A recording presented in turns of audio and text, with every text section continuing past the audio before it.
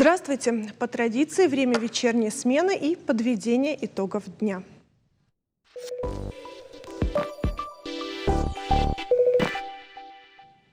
Школьное питание наряду со школьным образованием продолжает волновать умы родителей учащихся. По двум этим направлениям в республике ведется полномасштабная работа. В Владикавказе проходит также первый республиканский чемпионат профессионального мастерства профессионалов школьного питания 2021. Его инициатором выступили Министерство образования, опять же, и Владикавказский торгово-экономический техникум. И вот сегодня представители всех этих структур у нас в студии и подробнее расскажут о всех этих мероприятиях. Наверное, начнем мы с Людмилы Башариной, временно исполняющей обязанности министра образования и науки республики. Да, к вам вопрос, потому что вы всем этим заведуете. Что у нас сегодня на повестке дня?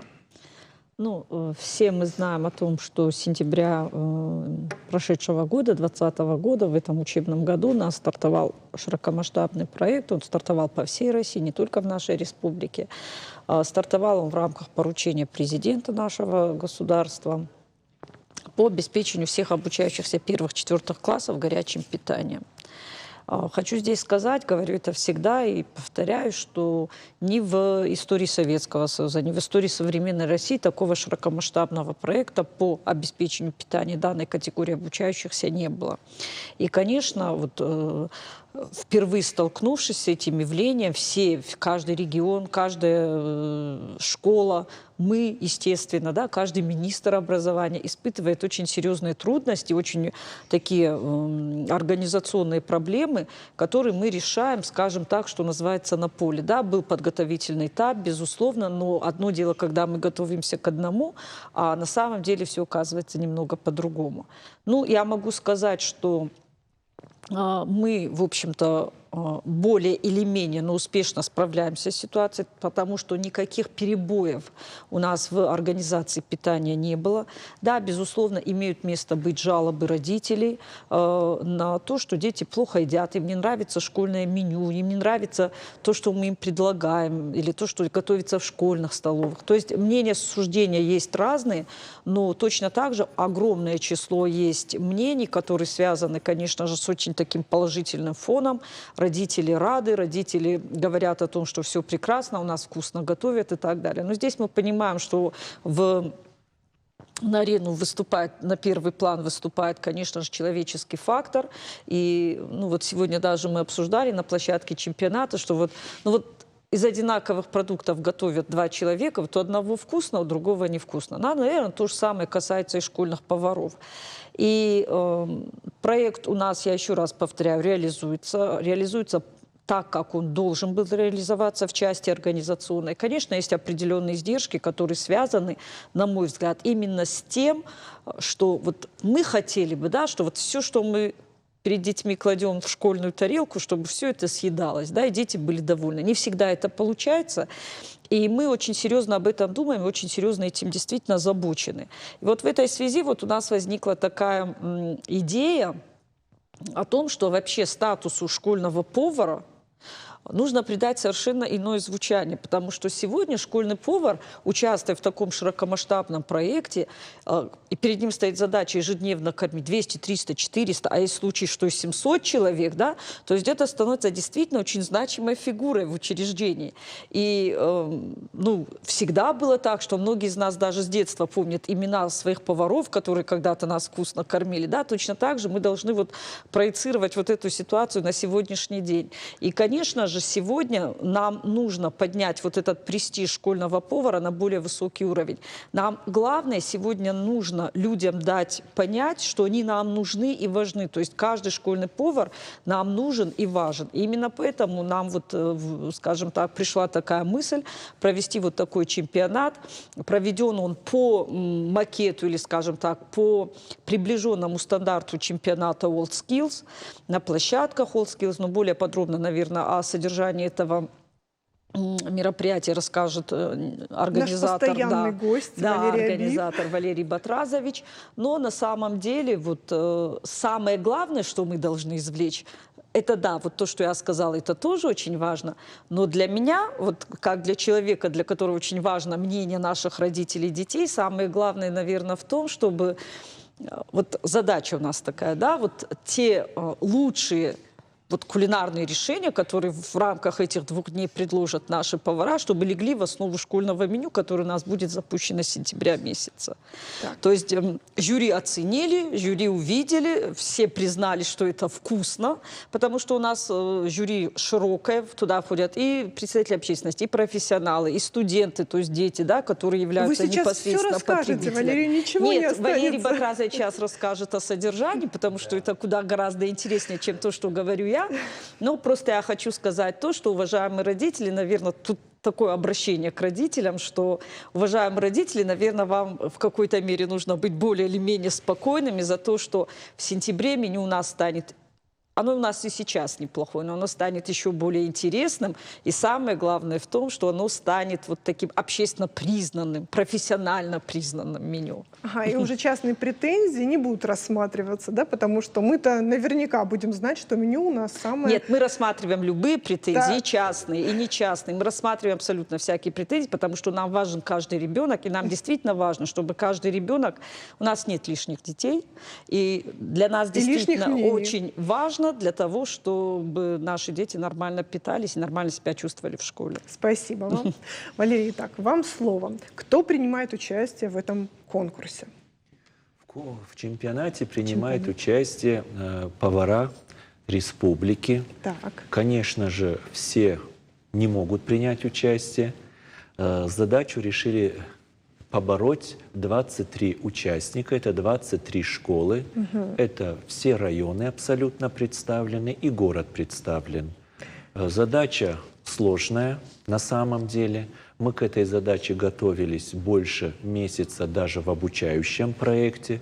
То есть повара приезжали на репетиции, на обучающие семинары, готовились, изучали новые стандарты. Которые с Нового года введены, да, как я понимаю? Абсолютно верно, да. Плюс еще стандарты AllSkills, и все вместе давали им право сегодня показать тот уровень, который, как говорится, есть у них в руках. И что там были за испытания?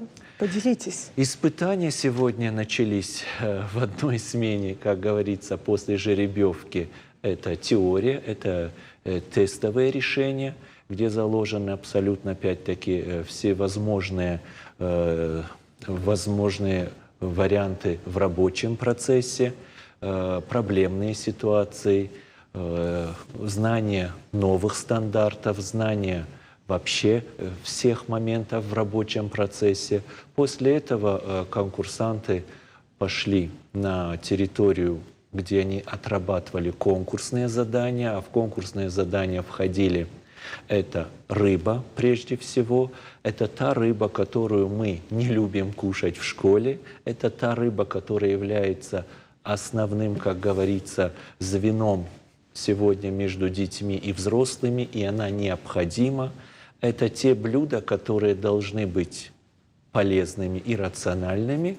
И задача была еще в самом главном — внедрение национального компонента в комплексный обед. Вот это интересно. Да, обязательно мы сегодня дали право использовать тыкву, дали право использовать помимо рыбы и тыквы творог и маринованные овощи. Все это сегодня перерабатывалось в комплексный школьный обед.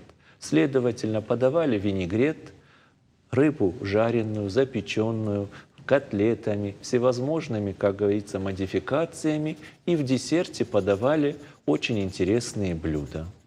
Все это оценивается на сегодняшний день параллельно с нашей передачей еще нашими экспертами. Наверное, мы, конечно, сегодня, может быть, и не закончим, но обязаны закончить, так как завтра опять начинается второй день. А второй день у нас начнется абсолютно уже для всех школьных поваров республики обучающим семинаром, куда записались повара в разные секции. Это хлебопечение, кондитерское дело, поварское дело, знание новых стандартов. И завтра все сообщество кулинарное, школьное соберется в стенах Владикавказского торгово-экономического техникума и будут проходить новые, как говорится, терниада и узнавать новые знания. После всего происходящего у них будет еще право посетить награждение финалистов и увидеть на самом деле самую главную задачу, что было сказано Людмилой Вячеславной, вывести с тени кулинарного сотрудника школьной столовой. Кулинарного гения. Гения. На самом деле это бойцы невидимого фронта, их никто порой не видит, порой мы их любим обвинять абсолютно во всем. Мы их только обоняем. Да, да. А сегодня, благодаря усилиям на самом деле Министерства образования нашей республики, желание дать право быть соучастником нового меню, дать право принимать участие во всех, как говорится, общественных прениях данного вопроса, ибо на самом деле больше, чем данные повара, связи-то с детьми. Они же самую большую связь имеют, и они знают, что им вкусно, что невкусно, что им не нравится, что может быть нравится. Задача чемпионата – сделать блюдо более рациональной, более яркой и более простой. Желаю вам, чтобы так оно и случилось по итогам вашего чемпионата. И у нас Анжела Ревазова, начальник отдела общего образования и социальной защиты детства, деликатно сидит в нашем кресле, хотя действительно, Анжела, у вас тоже есть новости, касающиеся конкурса «Большая перемена». Это так? Да, конечно. Конкурс «Большая перемена» — один из самых крупномасштабных всероссийских конкурсов. Он стартовал в 2020 году. Мы не раз о нем говорили в нашей студии. Да. В этом году наша республика принимает очень активное участие в лице наших детей. То есть на данный момент времени у нас уже зарегистрировано как участники этого крупномасштабного всероссийского конкурса уже наше зарегистрировавшееся количество детей приближается к 12 тысячам. Ого. То есть, да, в этом году у нас подключились обучающиеся и начиная уже с 5 класса. В прошлом году такого не было. В этом году дана возможность принимать участие обучающимся, начиная с 5 класса. У нас активно регистрируются эти ребята. Хорошо у нас проходит регистрация среди студентов средних профессиональных технических учебных заведений. У нас, я же говорю, в этом году ребята активно включились в этот проект. И если в прошлом году у нас ребята могли участвовать только в 9 направлениях в рамках этого конкурса, то в этом году включили еще 10-е направление.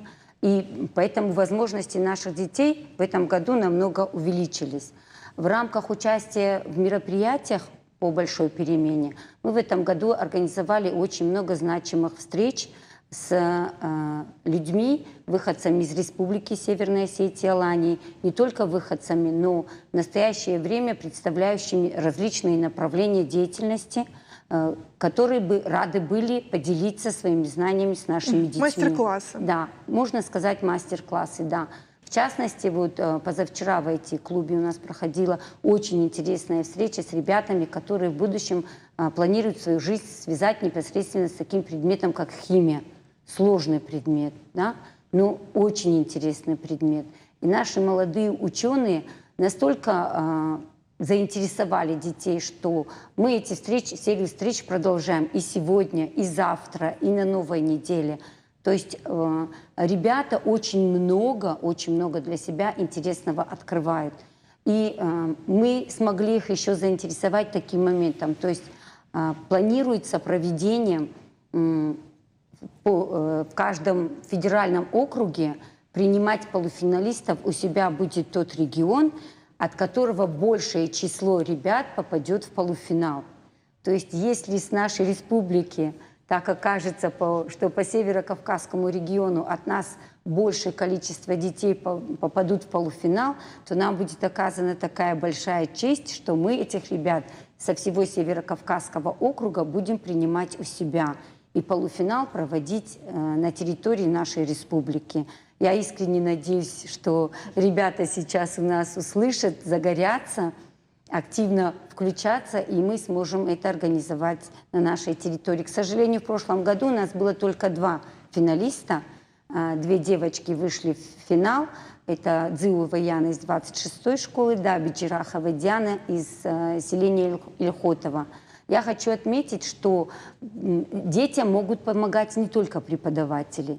Если бичраха вуяну готовил преподаватель, да, учитель, то вот бичраха, вернее, дзивон вуяну, да, готовил преподаватель, то бичраха вуяну готовил отец, папа готовил. То есть активное участие семьи, учителей, самих ребят дают вот такие хорошие результаты. Ну, глядя на ваши горящие глаза, невозможно не загореться самой идеей. Ну, это очень приятно слышать. Вчера мы собрали нашу региональную команду, которая теперь вот с завтрашнего дня, не завтрашнего, уже после выходных, вот этих длительных выходных, мы планируем всех членов региональной команды направить в общеобразовательные организации Республики Северная Осетия Алании, потому что так как сами дети расскажут другим детям, насколько интересно участвовать в этом конкурсе, даже я не смогу. И благодаря, и благодаря нашей региональной команде я больше чем уверена, количество участников и зарегистрировавших ребят от нашей республики будет значительно больше. Спасибо вам огромное. И спасибо, что обеспечиваете наших детей пищей для ума и тела. Еще раз Спасибо благодарю за вам. беседу. Спасибо. Реклама на канале, не переключайтесь.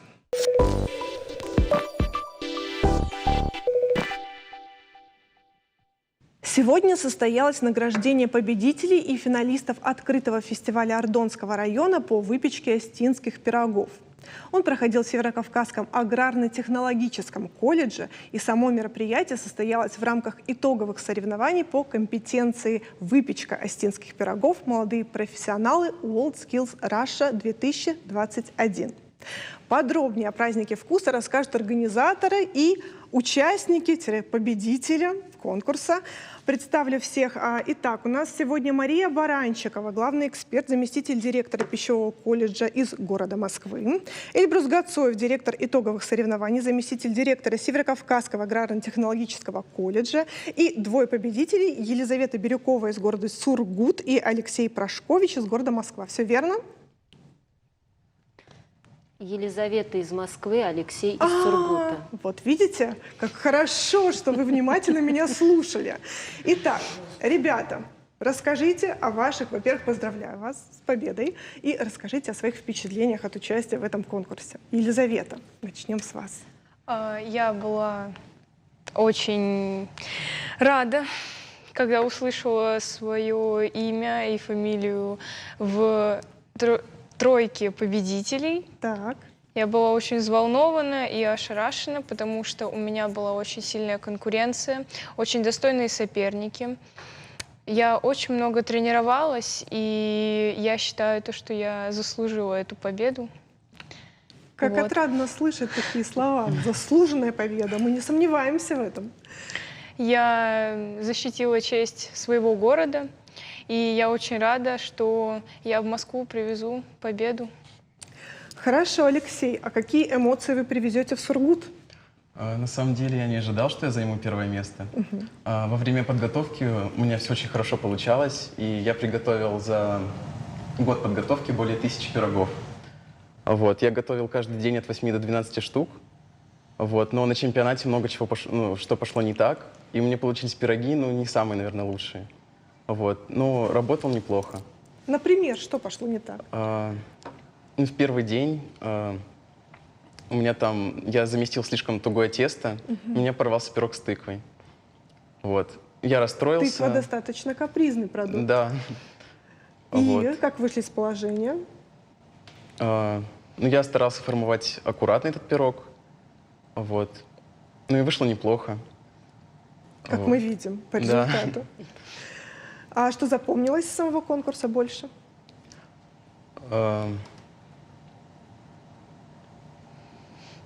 Момент награждения, может быть? Да, думаю, да. Потому что это был самый такой волнительный момент за время всего чемпионата. Мария, как вообще проходила оценка? Мне всегда интересно, как можно разобраться вот в этом разнообразии вкусов и вынести свое мнение.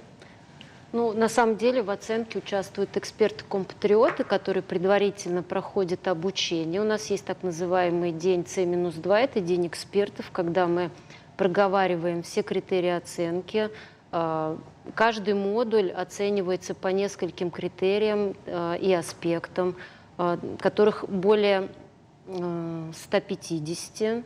Соответственно, есть объективная оценка, есть оценка судейская. И жюри состоит из 3 человек. Соответственно, каждый модуль или каждый, так скажем, подмодуль оценивает разные группы экспертов. Ну и, собственно говоря, оценки, да, объективно, они отражают уровень подготовки участников чемпионата.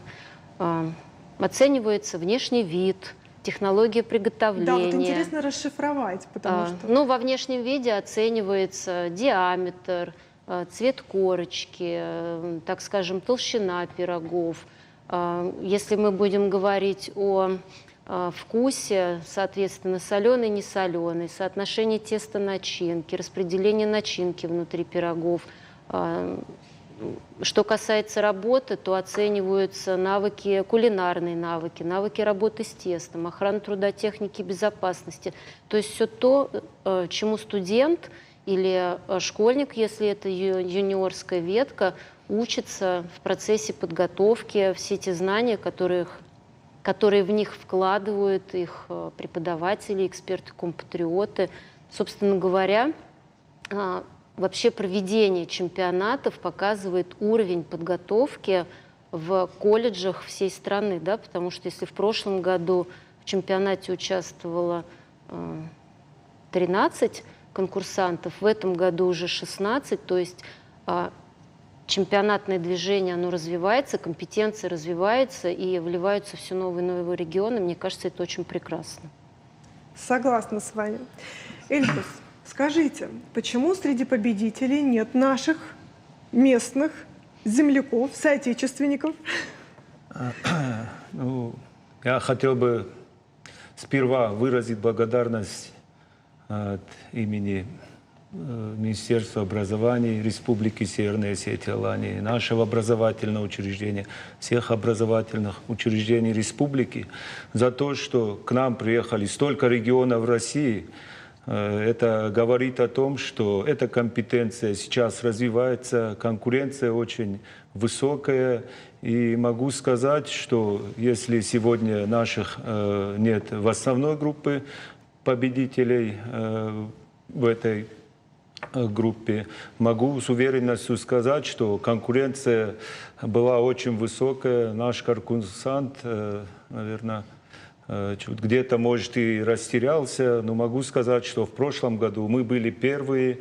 В этот раз получилось так, что мы не заняли призовое место. Могу сказать, что и в номинации Juniors там мы стали вторыми. Кокоева Илона заняла 2-е место.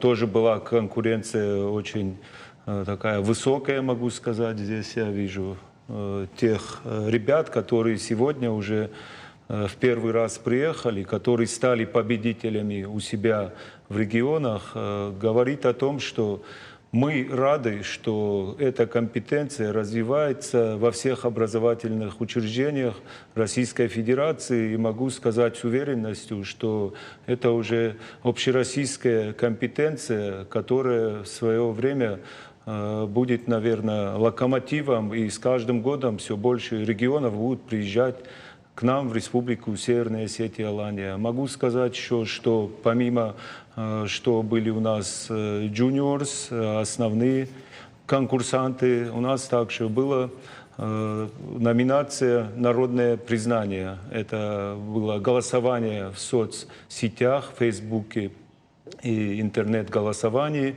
Это все было тайно, оценивали тот на выходе уже, который подготовили конкурсанты, свое искусство, там не было прописано ни региона, и оценивали внешний вид. И вот там могу похвастаться, что Республика Северная Осетия в номинации Juniors мы стали там первыми, во 2-й основной группе мы заняли там второе место. Но могу сказать, что там тоже была очень высокая конкуренция. Москва там второе место заняла, третье место в джуниорсе — это Свердловская область. А в основной группе места распределились следующим образом. Там Адыгея заняла первое место, второе место это было у нашей конкурсантки, и третье место это была Оренбургская область.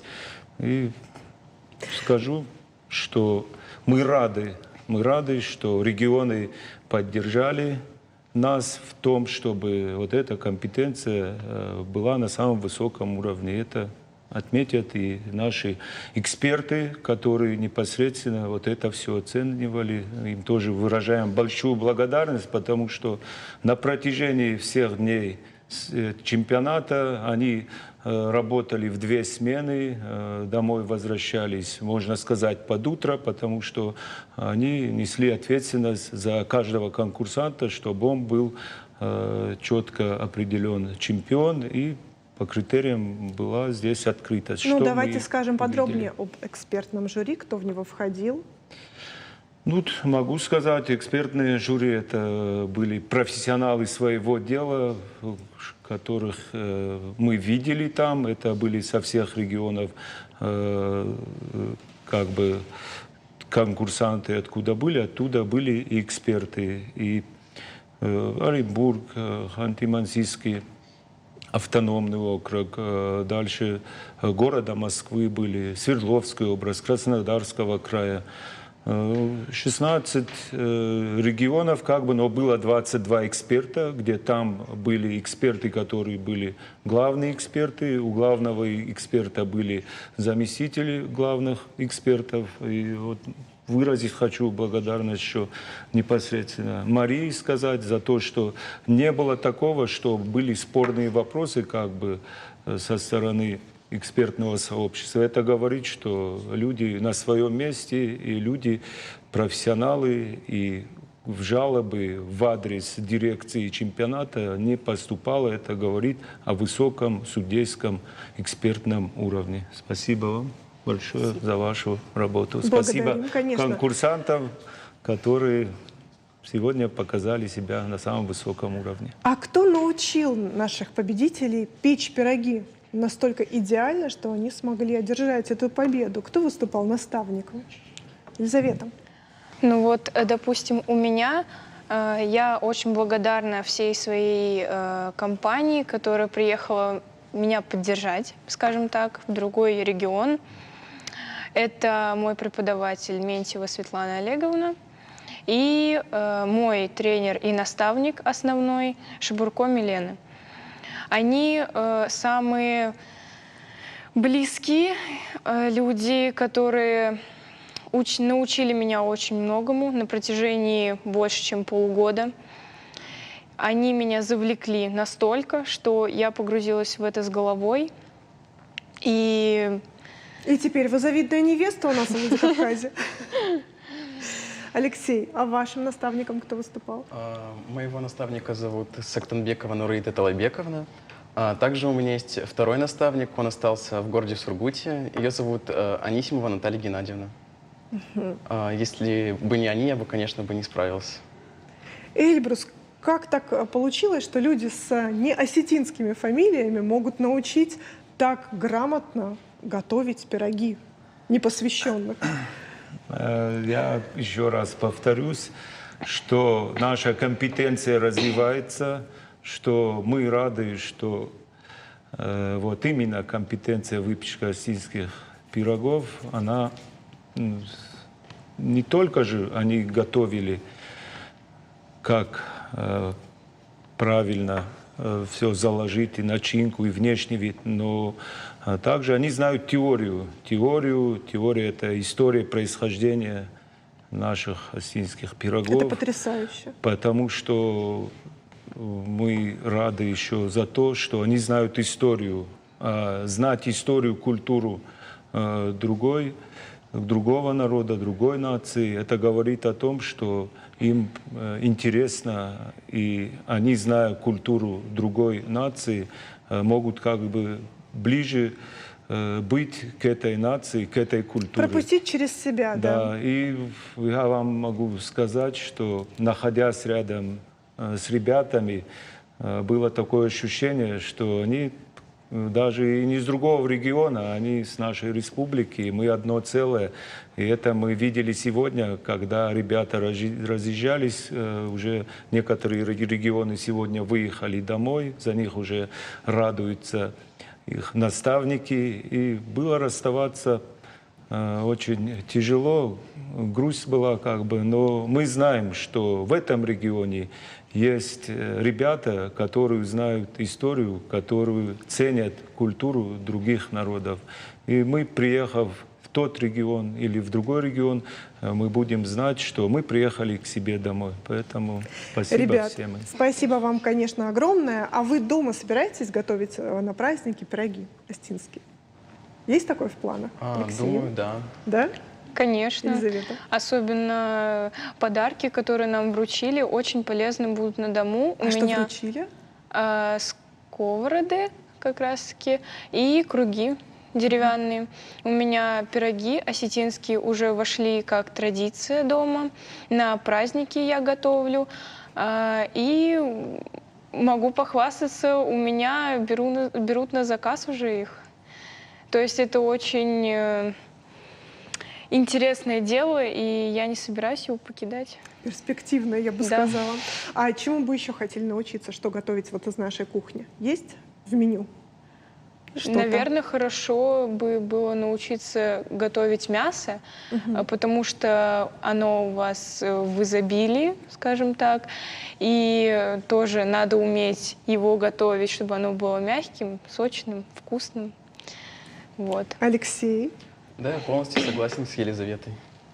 Ну и на этой прекрасной, вкусной ноте я с вами попрощаюсь и еще раз поблагодарю за вашу любовь к нашей кухне и за ваш труд, за вашу работу. Спасибо вам большое и новых побед. Спасибо вам. Гости, спасибо за участие. А реклама на канале, не переключайтесь.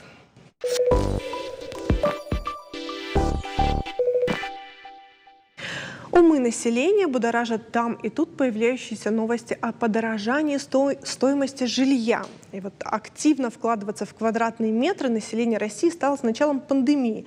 Также немаловажную роль сыграли льготные жилищные программы. Как сейчас обстоят дела на рынке недвижимости, узнаем у эксперта Сергея Ярина. Здравствуйте, Сергей. Здравствуйте, Дзераса. Спасибо, Здравствуйте, что уважаемые пришли. телезрители. Итак, доложите, пожалуйста, какова обстановка сейчас на рынке недвижимости? Ну, то, что вы сказали, будоражит, это скорее вот та цифра, которая была озвучена в 30%. Это повышение стоимости новостроек. Но я вот должен вам сказать, что в реальности не настолько печальная на самом деле картина. Мы анализировали повышение стоимости за весь прошедший год, и по новостройкам у нас вышла цифра в 16%. Я поясню. Дело в том, что у нас есть новостройки де-юр и есть новостройки де-факт. Де-юр – это те, которые строятся и продажи, в которых организовано отделом продаж того или иного застройщика. А новостройка де-факт – это просто уже сданный, возможно, дом, готовый, который уже раскупленный, который он есть. И что касается именно в новостройках, то там у нас цену мы можем разбить, то есть откуда она появляется цена. Это стоимость земли, если она была приобретена, это стоимость арматуры, потому как она наиболее важный материал, цемента, кирпича, другого материала, ресурсов человеческих уже труда и какая-то часть прибыли. Что касается вот этих показателей, та же, например, арматура у нас за последний год подорожала с 33 тысяч рублей до 70 практически. То есть в 2 раза подорожание мы наблюдаем. Ожидается подорожание на цемент, человеческие ресурсы подорожали. Рост бензина, соответственно, удорожание уже механизмов и автомобилей. 16% это достаточно прогнозируемая цифра. Если говорить год назад, мы когда собирались и обсуждали этот вопрос с Минстроем, то цифры нам менее оптимистичные озвучивали. То есть уже ожидалось подорожание до 25%. То есть не по худшему сценарию пришло Но развитие. при этом на самом деле подорожание есть. Мы это все наблюдаем. Это любой человек, который сейчас в поисках недвижимости, он это на себе может прочувствовать. И вот тут включается самый главный закон рынка. Спрос рождает предложение. В нашем случае спрос есть, а предложение становится все меньше и меньше. Дело в том, что у нас сейчас только строящихся жилищных комплексов не превышает 15 строящихся жилищных комплексов. Там в комплексе может быть и несколько домов. При этом год назад их было в 2 раза больше. А с чем связано это сокращение строительства? Я думаю, каждый может, житель нашего города, наблюдать, что у нас земля под постройки все ее меньше, меньше и меньше. Еще буквально года 2 назад новый микрорайон, новый город, можно было сказать, что это поле, и в нем несколько домов. А сейчас это уже готовый микрорайон, и буквально несколько только строящихся домов говорит о том, что стройка еще есть. То же самое Шамиля Джикаева. Новая улица, новый микрорайон, где уже новая школа, новый садик построенный, московский квартал, который называется. Так там сейчас уже, в принципе, строящихся домов нету. На моем опыте, на моей практике, обычно те люди, которые продают вторичное жилье, всем уже нам известны хрущевки, панельные дома, продав и выручив денежные средства, либо добавляли, либо обращались к помощи банка, соответственно, брали ипотеку и брали квартиру в новостройке. Есть, конечно, контингент тот, который в старом городе именно хочет жить, именно во вторичном жилье, какой-то старой постройки. Но мы говорим о большинстве. И вот, когда у нас дефицит происходит новостроек, соответственно, то, что уже на вторичном рынке продается, дорожает. Если там говорить о подорожании, то там свыше 30%. Я могу в цифрах сказать. Да. Год назад, начало прошлого года, однокомнатная квартира во вторичном жилье стоила порядка 1 300 000 – 1 500 000. Так. Сейчас она стоит 1 900 000. Мы говорим про вторичный рынок. Двухкомнатная квартира стоила 1 800 000 – 1 900 000, сейчас 2 500. Трехкомнатная, которая стоила 2 300 – 2 500, сейчас стоит свыше 3 миллионов.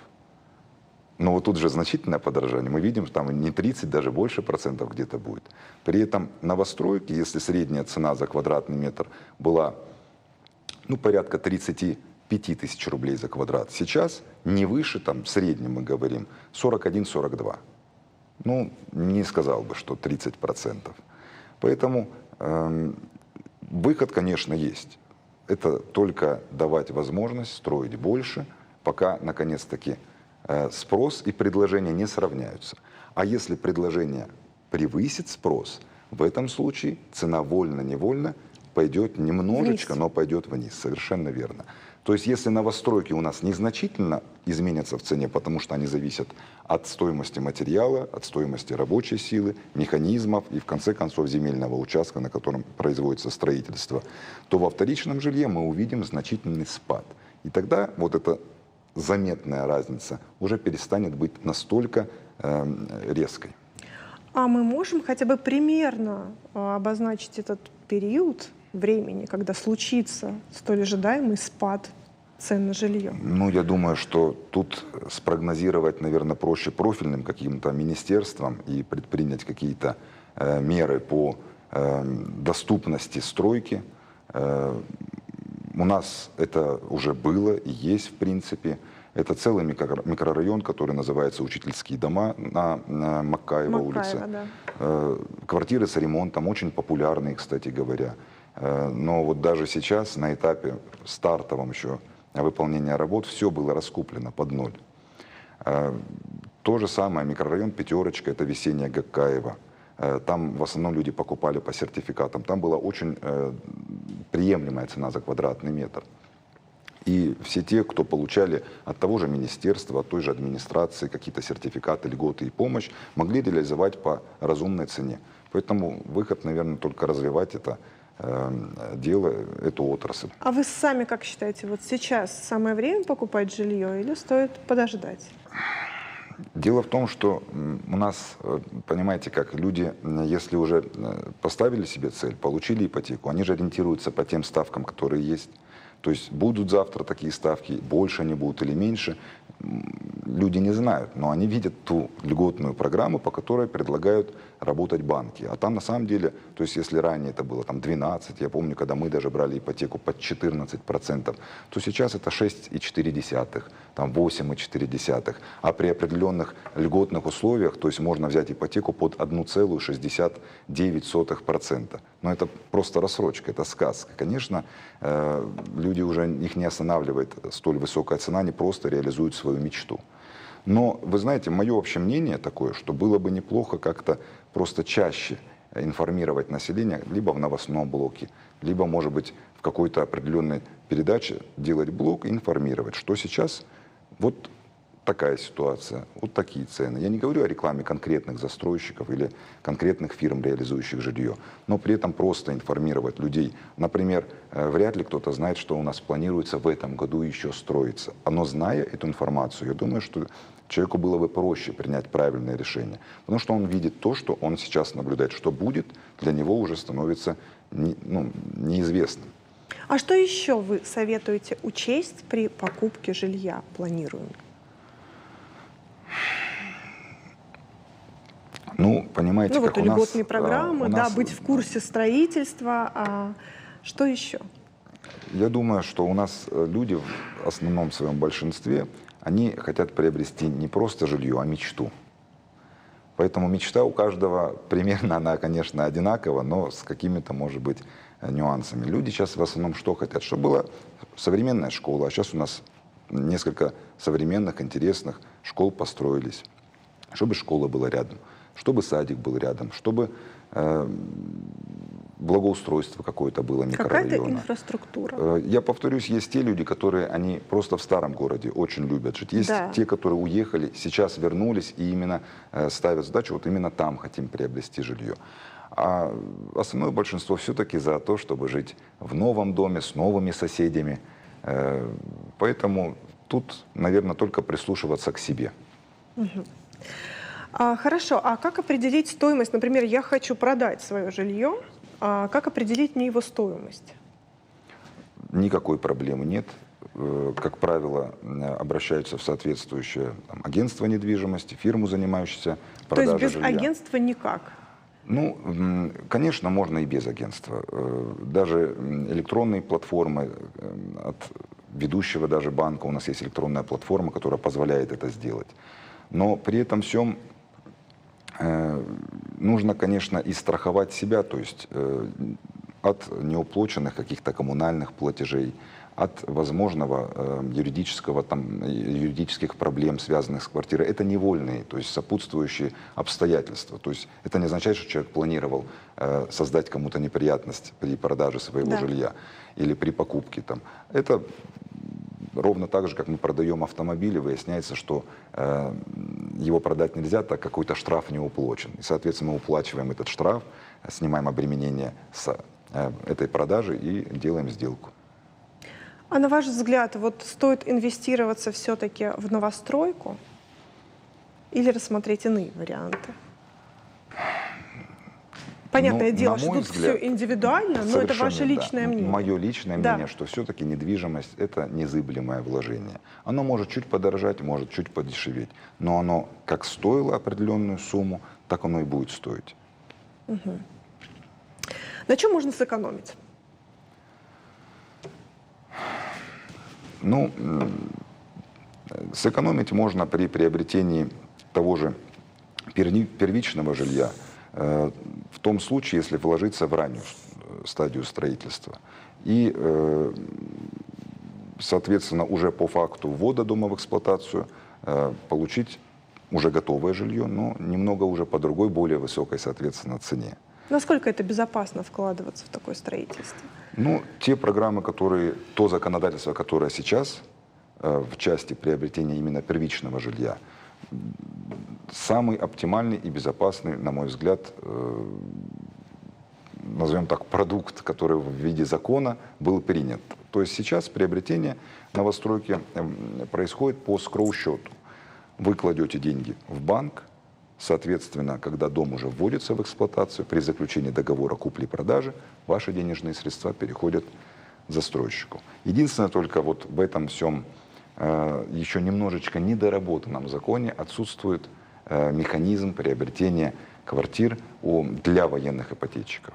И это на самом деле большая проблема, потому как спрос был у них ранее на первичное жилье больше, чем на вторичное, и они сейчас вынуждены были просто уйти все во вторичку. И там, соответственно, у нас опять получился этот резонанс Перекос. спроса Да. и предложения. Предложение меньше, чем люди ищут. И еще научите правильно торговаться. Ну, я думаю, что в нашем регионе учить никого не надо. Но все-таки думаю, свои что- профессиональные лайфхаки, может быть, у Я вас думаю, есть? что торговаться нужно всегда и на любом этапе сделки. То есть не надо останавливаться на достигнутом. Встретились, поторговались, внесли задаток, поторговались, сделка идет, на всякий случай еще поторгуйтесь. И когда уже на договоре купли-продажи тоже поторгуйтесь. Чтобы не было какой-то мысли, что вы все-таки неудачно совершили сделку. То же самое и для продавца. Держитесь до конца. Вы прям стихотворничеством уже занимаетесь для продавца, держитесь до конца. Хорошо, а как быть с риэлтором? Вот какие вопросы, как должен строиться диалог с риэлтором? Правильный, грамотный. Ну, я думаю, что в первую очередь нужно смотреть на то, с кем вы работаете. С компанией это, какой-то, может быть, одиночный специалист. Как правило, у нас сарафанное радио в этом плане работает. То есть одни люди, которые уже осуществили успешную сделку, рекомендуют, соответственно, своим знакомым, родственникам. Или если они, например, на второй какой-то заход идут, приобретение там, для дочки, себе купили, сейчас дочки покупают сыну недвижимость, они обращаются уже к проверенным специалистам. Поэтому тут лучше всего сарафанное радио. Ну и, наверное, расскажите, пожалуйста, как получить налоговый вычет? Вдруг кто не в курсе? Ну, наверное, юрист нашей компании получше меня. Нет, ну тут на самом деле все тоже элементарно. Несмотря на то, что мы консультируем в плане налогов, вычетов, в этом плане мы все-таки просим непосредственно обращаться в налоговую службу. Потому что есть свои какие-то нюансы, которые мы консультируем. Да, мы в рамках закона консультируем, но все-таки налоговый эксперт, налоговый специалист сделает это чуть-чуть лучше нас. Для этого есть специальные кабинеты, которые располагаются рядом с тем же зданием налоговой службы. Там осуществляется самая, на мой взгляд, эффективная экспертная помощь. А вдруг еще вы в курсе, где по России можно приобрести сейчас на выгодных условиях жилье? Я знаю, очень популярно жилье на Черноморском побережье, и всегда так было. Но вот где еще, какие еще районы можно рассмотреть, если вот кто-то хочет вложить определенную сумму в недвижимость? Вы знаете, вот я чуть-чуть добавлю, прежде чем ответить на ваш вопрос. У нас года 2 назад случилась интересная такая история на рынке недвижимости. Мы обратили внимание, что жилье под грифом элитное, скажем так, начали меньше покупать. И что вот добавлю к раннему вопросу по повышению цен, привело это к тому, что элитное, так называемое элитное жилье сейчас даже подешевело Упало в в цене. цене. Потому как те люди, которые могли приобрести за какие-то космические деньги квартиры, они начали вкладывать в Москву, в питерские новостройки и как раз-таки на побережье. Но должен вам сказать, что, наверное, вложение там, конечно, тоже выгодно, безусловно. Но я, к сожалению, узкой специальности нашего региона. Но при этом бывают, когда обращаются наши постоянные клиенты, просят командироваться, проехать, посмотреть на месте, ну, скажем так, подстраховать, потому как все-таки неизведанная компания где-то там менее внушает уверенность, чем уже проверенный специалист здесь. Такое тоже практика была. Но это опять-таки человек уже сам анализирует рынок. Что ж, спасибо вам за ваши дельные такие инструкции. Надеюсь, многим нашим телезрителям они помогут решить вопрос с жильем. И я, наверное, на этой ноте завершу сегодняшний эфир. Пожелаю вам хороших выходных, всего доброго и увидимся с вами совсем скоро. До свидания.